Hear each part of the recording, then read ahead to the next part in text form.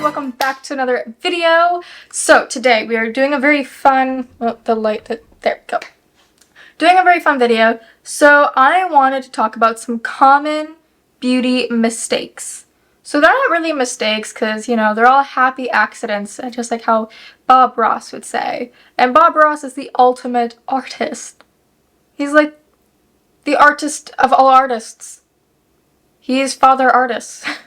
So today I just wanted to talk about some common beauty mistakes that I've noticed and that other beauty people have noticed, because I've done like research on this stuff just to like pull out what is like the most common questions, common things that people have noticed, or be like, oh, like if you tweak this then this will happen, things like that.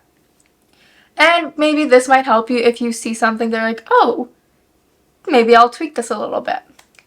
So I'm sorry if the background is moving. It is 30 degrees out and it's hot, so I have my fan going. So I have my notes here because you guys know I love my notes, love taking notes, and let's get into the video. Hey, sorry to interrupt. So I thought, you know, watching this back, I don't really like how I explain some things, and honestly, I didn't do a lot of the applications correctly, so I thought, you know, I'm gonna hop in here and I'm gonna react to this and explain what I mean by certain things, because I don't know if we were tired or what, but this ain't it. So let's react to this and make it worth something. So the number one thing that a lot of people struggle with and have their content struggle a little bit with is lighting. When I say a lot of people, it's because I did my research on this. So when I say a lot of people, I mean a lot of people that are in like the schooling and learning and posting on Facebook, things like that, like people that I've reached out to. I've done like research for these where this is what people have said that they find that they have like make mistakes with, or that other teachers and other makeup artists have said that they've seen a lot of this for people that aren't professionally trained. So that's what I mean by this. And when I say common beauty mistakes, I don't mean mistakes. There's no mistakes in the beauty world. It's just creativity. But when I say mistakes, I mean like this isn't technically how somebody that's been professionally trained would do it. Is very important. I still struggle with it. I have a ring light right there. I have strip lights in my closet right next to me. I have strip lights all around the room. I have two, whatever these bar light things right here, right next to my actual spotlight filming lights. But I have quite a bit of lighting around me, and I even adjust the lighting a little bit on my camera. Now, I have come a long way with my lighting. Before I would pretty much just film really just in the dark, like you couldn't see much. So I've definitely come a long way with my lighting, but lighting is still super important. You can get it really easy just with a ring light. You can get it really easy just with natural lighting. But lighting is super important, and understanding the differences in lighting. So that's what we're going to be talking about today. So what I wrote is lighting is very important. Natural light, which is sunlight, is very different than artificial light, which is what I'm filming with. So when I film with this artificial light, my makeup might look a little bit different than when I leave the room to go to the house light, or when I leave the room to go to outside, and the sunlight all that might be a little bit different. Because when I'm filming, I have all these bright lights facing me, so then my makeup's going to look a little bit different than when I leave, where it's just the one house light, like the ceiling lights and all that. And it's going to look quite different than when I go outside of the sunlight. So when you are doing makeup to actually go out, so when I do my makeup to leave the house, I always leave enough room to do a sun check, is what I call it. So I do my makeup, and sometimes I won't even put on all of these lights. Sometimes I'll just, you know, put the ring light on or put these two guys on. But if I'm filming the video then going out, I always leave enough time that I'll film it, then I will step outside, take a bunch of pictures, look around, and make sure that the shadows are still nicely placed, that the color isn't so bright or darker, because sometimes I can look a little bit more pale than when the sunshine, it's like, hey dude, what you doing? Sometimes you didn't blend something all the way. So definitely checking it, because when you do like the makeup, like with these ones, chances are it's going to look a little bit different in the sunshine. Sometimes you can get away with it, but you just always need to leave enough room to check. And of course, when I was saying like with the lighting, if you're filming is super important, because, okay Google, turn off my filming lights. This is what you get. I have my ceiling light and I have my strip lights. And if I turn my strip lights off, okay Google, turn off my strip lights. This is what you get. And the lighting is still good. This is literally what I would film with when I first started filming videos. And it's not bad. You can still see me pretty clearly, but you can see the difference. So this is a lot brighter. You can see more, but it's definitely different than when you do your makeup. Okay, so this is where I say wrong blending techniques. And yeah, that is a huge thing. I've even seen my mom do it a few times.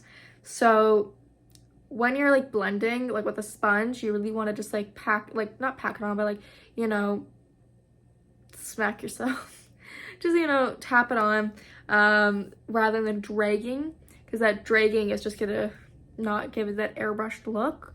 So that's what I mean by like wrong blending techniques. Again, do whatever works for you, but if you are professionally trained, there's certain techniques on how to blend that you would do versus not doing the other ones. Number 2, wrong blending techniques.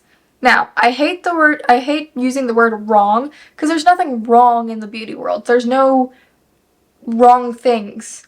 There's like steps that professionals will use, but there's nothing wrong in the beauty world. There's no mistakes in the beauty world. It's the beauty world.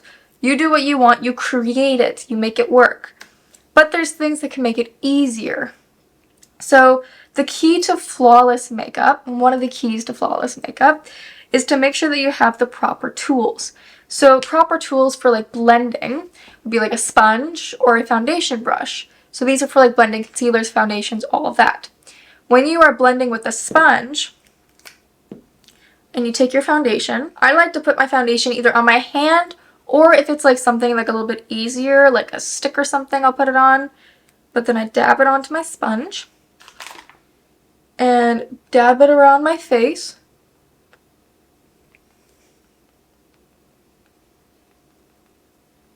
And then you just tap it out. And when I'm tapping, I bring it up. Because if you start bringing it down, you will start getting that like sagging kind of lines. But just bringing it up, you might not even notice, but it does just lift your face a little bit when you blend everything upwards. You don't want to drag, because if you drag, not only are you pulling your skin, but you're going to get harsh lines of just dragging the product. It's not going to give you that flawless airbrushed look. So you just want to tap, tap, tap, tap, tap. Try to avoid putting foundation underneath your eyes, just because when you put concealer there, already having foundation can look a little bit cakey. So I like to leave just a little bit under the eyes with no product so far, besides like primer or something if I use primer. And that way it keeps the concealer from looking cakey. And then when you're using a foundation brush, you can tap it out the same way as you're doing it with the sponge, and some people like to do the circular motions. Now you can do that with a brush, you can do the circular motions, just to be careful that you're not going to have any streakiness. If you find you're having any sort of streakiness, just go back in with that sponge to tap it out. I prefer sponges over brushes just because you get a more flawless base, a little bit easier, just because you don't get any streaks. But when you're using a brush, you can tap, or you can do the circulars. I would not drag unless you are using like a flat top foundation brush. Like something like this, where it's like a flat top. That's where you would kind of do like the painting method, where you just do like this, or you just paint back and forth. But with ones like this, just either so small circular motions or tap it out. Okay, so now we're talking about concealer techniques. So in this, I show you like the 2016 version. I'm calling it the 2016 version because it was highly popular back then. versus what we do now. And I don't like that I said it was a common beauty mistake, because it's not a mistake, it's a trend. And the way we did it back then was how the trends were doing it. I mean, even professional makeup artists were doing it back then. And now we're just doing it more on the light side. Like, it changes with the trends, it changes with the time. So it's not a mistake, and there's no mistake on how you do this versus how you do something else. But I will say that the trends nowadays and the way that people are trained to do it nowadays for more of like the bridals and natural looks and things like that, you would just do less concealer. Like, less concealer is more concealer. Because with more concealer, you can actually end up having a darker look sometimes if you don't counteract it properly. It can also like sink your face in, and you can just look very cakey and heavy, where with a little bit of concealer, where you're just using it to cover and spot conceal, is kind of like where you want to be. But yeah, I didn't really explain that properly, and the way that I showed you, both sides look good because they look good. Both sides work, but it just depends if you're wanting a more everyday natural concealer where you're just wanting to look snatched and you're wanting just that coverage, or if you're really wanting that full coverage queen moment, then you can do like the triangle. But yeah, triangles aren't really used that much nowadays. But I don't like that I called it a mistake, because it's not a mistake, it's a trend. So concealer. Okay, so let's talk about concealer. As I was saying, like with everything that you're going to be doing, you want it to be pulled up, where a lot of people, they'll take their concealers and they'll drag it down like at the triangle. But that's back in 2016 when we wanted to look like there was nothing there, you know, like the Barbie dolls and all that stuff. But now we're going a little bit more 2023. So if you do the triangles, chances are you can actually accentuate your eye bags. If you have really dark circles and you don't apply any sort of color corrector and you don't do it properly of the application, you can actually make them look worse. You can make them look darker, and you can age yourself. So the best way to do it is if you have dark circles, which currently I have a little bit of a dark circle, but this is from eyeshadow. But if you have dark circles, you want to color correct. So if you have red, you'll counteract with that with green. If you have like a green undertone, you'll counteract it with red, like things like that. So today I'm not going to be color correcting. I will have a video coming up eventually about that, so just stay tuned for that. But this is just a tube of concealer. A lot of people like to do like the ones with the brushes and stuff. All you're going to do with concealer, so what people can do with concealer, I just put a little bit on my hand.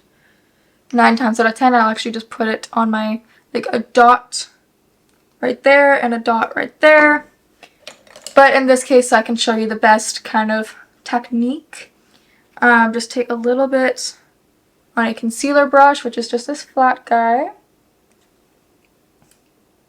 Just a little bit right there. Teensy bit right there. And draw a line upwards. So that's right here. Teensy bit right there. And upwards. Because, and I'll show you, if we take the concealer and bring it down like 2016, bring it down, fill it in just like we did back in the day.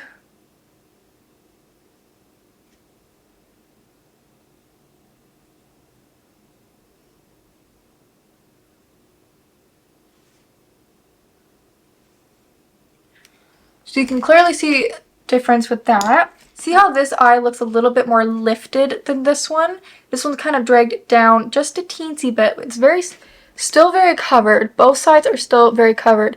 But this one is more rounded, where this one is very pulled up. Okay, let's talk about foundation. So with foundation, a lot of people just slap it all over their face so that they can get that flawless Barbie doll look. That's exactly what I do. Not gonna lie, it's exactly what I do. But with foundation, you really don't need to put it all over your face. The best ways to do it to get that flawless look without caking it on, so apply to your hand and start in the middle of your face and just bring it out. Then take my sponge or my brush and I tap it out middle to edge. So it gives me full coverage, but lifted and not cakey. Okay, now we're moving on to the contour section. So you'll see that I reference Handsome Squidward because it kind of reminds me of a Handsome Squidward jawline when you do it like that. And I know a lot of people do it like that for like drag queens or, you know, trying to do a heavy look, and that's perfectly fine. I mean, it looked okay, but I'm not used to it on myself. But I mean, if you clean it up, because I'm going to say this, and I hate that I'm gonna say it, but I need to be honest with you guys. I screwed up. When I did the contour and I did the blush, I didn't clean it up like I normally would. When I do a client, I would clean it up with concealer. When I do it on myself, just, you know, trying to do a nice contour line, I usually clean it up. I did not clean it up on either side with this, like how I would clean it up, and it does look quite messy, especially on the side where I did a lot of contour. So it just looks a lot messier and wasn't explained properly. Basically, I'm just trying to say that contour can change the way that your face looks. It can change the way that your bone structure looks, especially when you put, you know, the shadows in certain places. So if you put your contour here, you're going to get quite a bit of shadow here. Or if you would just put it here, you're going to get the shadow right here, which gives you the sunken jaw or cheekbones. So that's kind of like what I'm saying about this stuff, but I just don't like how I blended it. Of course, you blend it upwards and all that stuff, but I would clean it up, even just doing normal contours. That's why I wanted to hop in here and say, like, it's quite messy. Same with the blush. You'll see in the next application that I kind of left it a little bit messy, where I should have tapped it out, blended it out, and cleaned it up. But yeah. So we're going to talk about face powders now. So obviously, there's so many things we could talk about. We could talk about cream products, cream bronzers, and all that stuff. Like, I don't have a common beauty mistake thing to talk about, but sometimes with contour, people will they'll just kind of drag it all the way and do this. Now, you can do that if you want to look like Handsome Squidward. But when you do that, you're just going to really create a shadow here that you don't want. It's going to be very unnatural. You're going to have a very good sunken jaw or sunken cheekbone, but you don't need that much. You just want to find where your cheekbone is and just draw a small line right underneath. You don't need that much. And then with your jaw, I just do a dot. A little bit on the nose. Teensy bit on the nose, and then I just do some dots on the forehead. So let me blend out both sides so you can see. Oh, and I've also noticed that some people do that on their temple. So I've seen people bronze like this before with cream bronzers, but this is the way that I like to do it. So let me blend out both sides and you can see. Also, whenever I say like what you want to do, what you can do, what I do, that doesn't mean you need to do it, and that doesn't mean that I'm doing it the right way. This is just how I was taught. This is just how I've been doing it for however many years I've been doing this. And when I say that you can do this or you should do this, that's just me trying to explain it, not actually telling you you should do this and you can do this. So, I mean, you can do it. You can clearly see the difference in my face. This side, pronounced cheekbones, good jawline. Our lips look really puffy.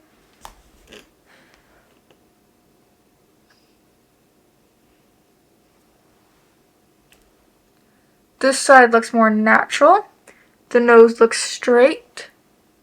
Still got a nice chiseled cheekbone without it looking too harsh. Also, when you're contouring, I would use a smaller angled brush. You can get like the nose contouring brushes, but they're like a small fluffy angled brush that you can use for your nose. And when you're contouring, I would put the contour like right on top of the nose, like at the edge, rather than putting it on the side, because if you put it on the side, you're really gonna have like that kind of, well, this just looks like Squidward, but you're gonna have more bulk to your nose, or if you put it on like here, you're gonna get that nice little chiseled line.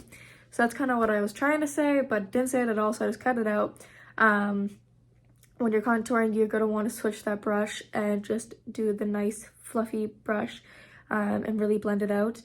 Brushes are super, super important for how the look will come out using the right brush. And again, I did not. I got lazy and I'm ashamed of that. And then for a cream blush. So I like to use ones like these, but you can use many different. And then I just take my little stippling dual fiber brush. The best way to do it is smile and put it right there. What a lot of people do though is they'll do this and they'll bring it down.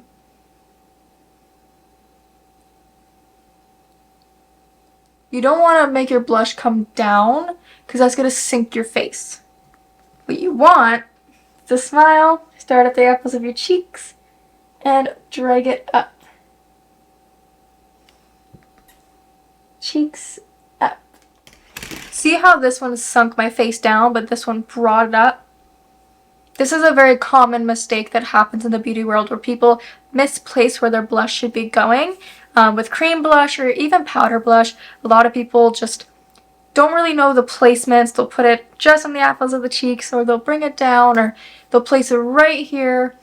This is where your bronzer should be going, and this is where your blush should be going. But obviously there's no rules. If you want to switch that up and have fun with it, 100%. But in the case of doing it as a technical thing, as you can see, brings my face quite down, brings my face quite up, like just snatches the face. With powder, so the powder application is totally okay both ways that I've done it. Just, you know, packing it under the eye and then wiping it away, or just putting it all over. When I say that it's going to dry you out, that's true. So if you put a lot of powder on, you will have a little bit more of a dry effect. It'll be like a little bit more not touchy. It'll be a little bit more dry to touch and could just feel very tight, especially if you have already dry skin. It will also leave more of a weight cast, a powdery cast, and it just won't feel right, look right. And it can leave more of a flashback if you're not having like the proper powders and stuff. But both are okay with the way that you apply them. But again, usually we'll say less is more and only powder in places that you're going to need them. Like I have a lot of lines in my face because I talk a lot. So I would powder right here and my chin because it gets a little bit oily on my chin. And like places that I'm going to need it the most, that crease. But I wouldn't really powder around here because it's just not something that you're going to need. And you don't want to put too much powder on, like where you could be putting the bronzers and blush and highlight, just because then you're going to over powder and that can look like it's just sitting on top of the face. So yeah. Alrighty, let's talk about face powder. So a lot of people will use face powder to help with any sort of oiliness, which is definitely what it's for, but it's also to set your makeup. When people are doing this, chances are quite a bit of them have packed on the powder and that gives them a weight cast. I was one of those people. I'd pack on the powder and I would have like a ghost face look. And anytime I had photos, flashback, all this stuff, you want to make sure that your powder is very finely milled and does not have flashback. So you always want to test your product before you take photos. But you can definitely bake your face. So with baking, it's a little bit different. Sometimes people will use different powders. But with baking your face, you're taking quite a bit of product of the powder and you're just packing it onto there to really just set that into place, chisel out that cream contour, all of that. I'm going to teach you just how to do a light set. This is just what we're talking about. So a lot of people will just powder, powder, powder, powder, powder, powder. Powder, powder, powder, powder. Just like that. And that's fine, but this can dry out this side of the face. You can give it that overly too matte feeling and look and just really dry that side and even cause cakiness in the makeup due to being so dry. So what I like to do is just take a little bit on my brush, tap off the excess, and any place that I might have more creasing, I tap on. I get quite a bit of creasing in my eyes due to the lines under my eyes. That is very normal. So I'll pack some there. And a little bit on my smile lines. A little bit right here. And then the T-zone is where I put a little bit more because the T-zone is usually where you get the most oiliness. Now, I'm not a very oily person, but I still put a little bit there just for precautions. Alright, now we're on to the topic of mascara. So with the mascara, it looked perfectly fine, and I did end up adding, when I say like do 1 to 2 layers, I don't mean like swoop swoop. They could be like, you know, root to tip and then lightly tap, and then root to tip again, which is what I did. I did the root to tip and then I swiped a few times and then root to tip.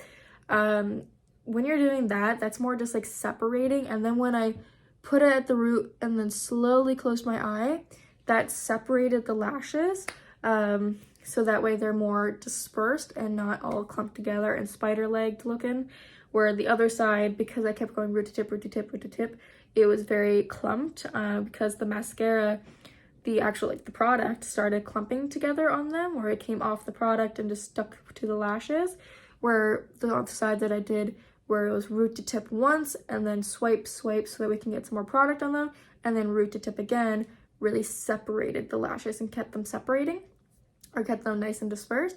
So that's kind of what I wanted to show, or to explain, is why I did, when I say 1 to 2 applications and then I did like 4.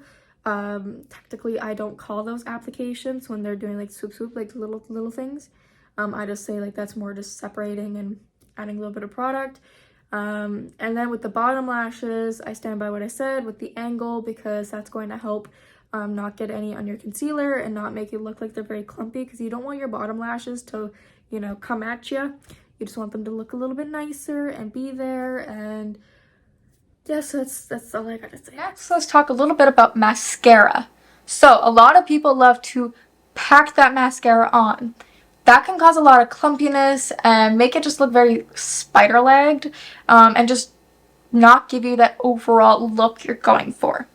So when you're applying mascara, you really just want to do 1 to 2 coats. Any more than that, you're going to start experiencing clumpiness. And when you're doing your bottom lashes, you really just want to do a small, quick swipe on an angle. With mascara, if you keep applying, keep applying, keep applying, they do look good. But hi, baby.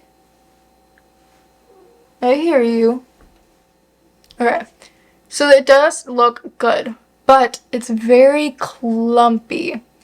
And if I did the same, just normal application on the bottom lashes,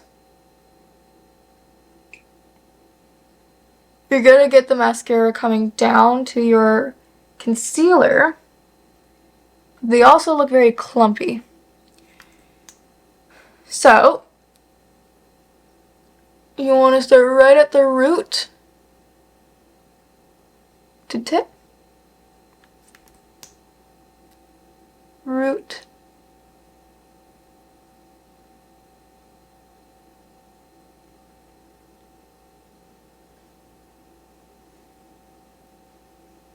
to tip. And then with the bottom lashes, you want to go on an angle. And just quick. 1, 2. Just like that.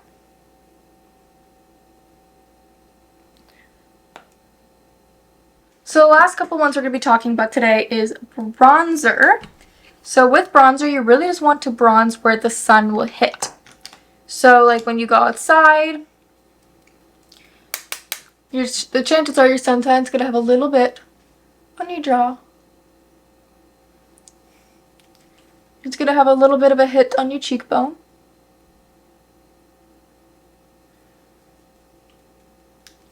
And a little bit on your forehead. Then, blend this upwards. Again, everything goes up. And then with this, make sure that it's in a 3. Doing the 3 is going to give you the perfect bronzing look. 1, 2, 3. So the same thing for powder blush was with just the normal cream blushes. You want to make sure that you're applying upwards. Smile and upwards. Smile upwards. Because if you do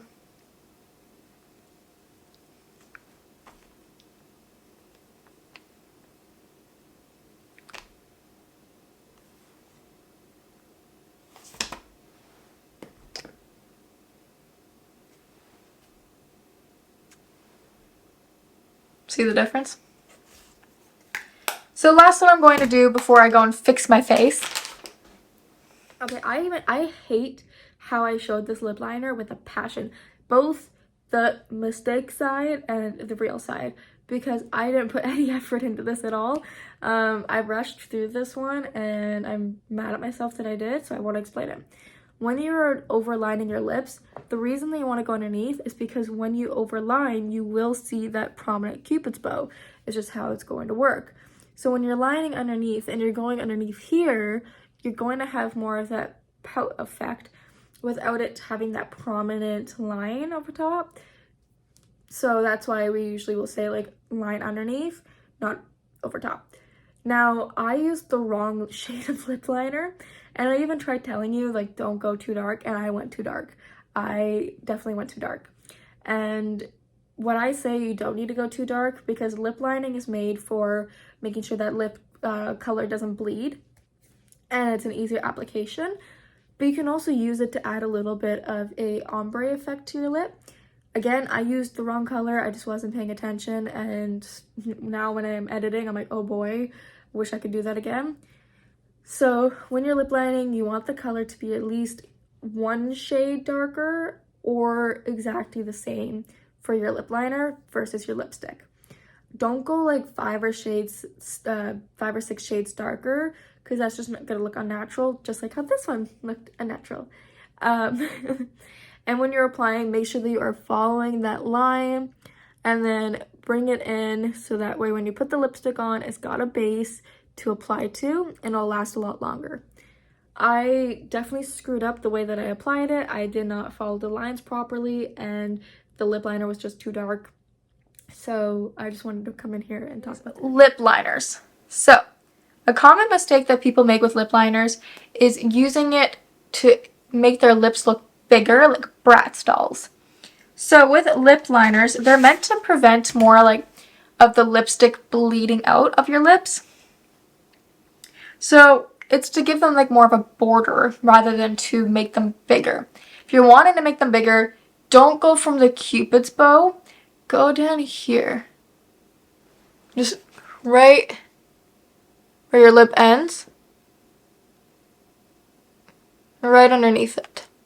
Because if you start at your Cupid's bow will show through that lip application and you will see it. So I'll show you. So if we make a new Cupid's bow and then we take our lipstick,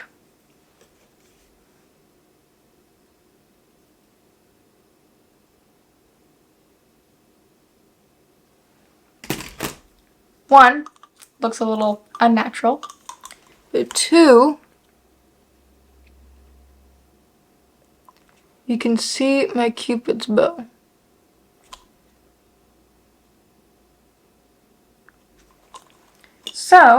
So take your lip liner Just draw that line right underneath and then follow your natural line.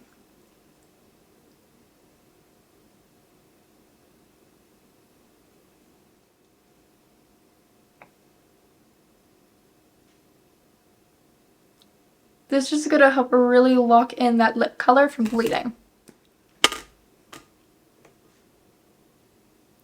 Much more natural and looks still plumpier and bigger than they did before. And the last one we're going to be talking about today is the brows. Okay, first of all, I cannot get over how bad the makeup looks because one, didn't clean up the contour and bronzer. Two, the lips look terrible. And we're about to have a horrible brow moment. So I feel really bad about this video, but I'm still going to post it because, you know, there's still some valuable information in here, and I'm sure I'll give you guys a laugh. So with the brows, it's almost like I didn't know how to do brows. So I definitely drew them on a little too harsh, and I don't want anybody to be like, oh, they're making fun of us, but we're not. So basically, I have seen a lot of people do a harsher brow, and I'm trying to not say that that's a mistake. I'm trying just to show you how the tactical way and what the recommendations are for more of a natural brow. So if you want to do what they call a block brow, I'm assuming is what it's called. If you want to do like a more prominent brow, perfect. Do that. Do what you want. I think it looks great. The way that I'm trying to explain it is that a lot of people will start with their line up here and follow it and do that, and then they're not happy with it because they want a more natural brow. So when I'm trying to explain the natural brow, where, you know, you start the line right here and then just fill out your tail and then keep up here more natural, that's just kind of like what I'm saying is more of the natural brow, but I'm not trying to say what's wrong or right. Both are pretty good. I screwed up both brows. I made the so-called mistake brow a little too blocky, a little bit, and didn't brush it out enough like I should have. And then with the second brow, because I don't fill in my brows, I don't personally do my own brows. So this was like one of the first times in a long time that I've done my own brows. Should have practiced before trying to teach you about it. I just didn't brush it out properly and it looks quite messy. And then I also, again, did not clean it up. You can always clean up your eyebrows with concealer after, and you can make it so that it looks more clean and defined. I didn't do that and it looks really messy, so sorry. So a lot of people with brows, what they'll do is they'll do like the 2016 brow and they'll draw harsh lines. So a lot of people, they'll just start right here and draw a line under their brow.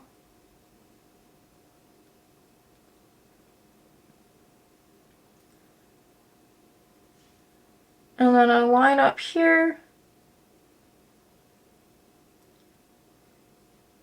Connect the tails. And then they'll fluff it out with some hairs. And brush it through. And yeah, that doesn't look terrible. But an easy way to do it is draw your line at the end, just like that. Fill, fill, fill. And then brush that section out. Then, right here, instead of doing a harsh line, just start with little brow hairs.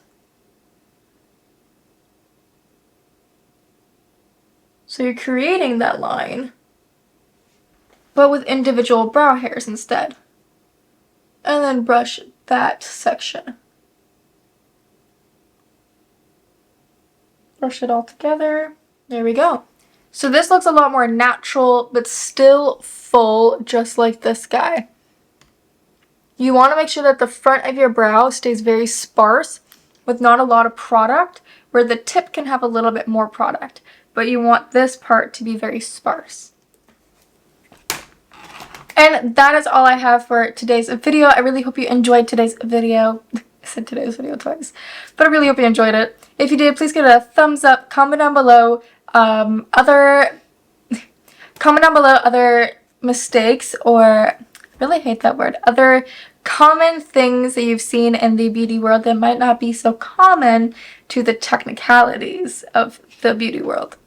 And you just let me know what other ones you have seen, maybe that you've done. I know that I used to be really bad for the clown makeup, you know, just packing it on there.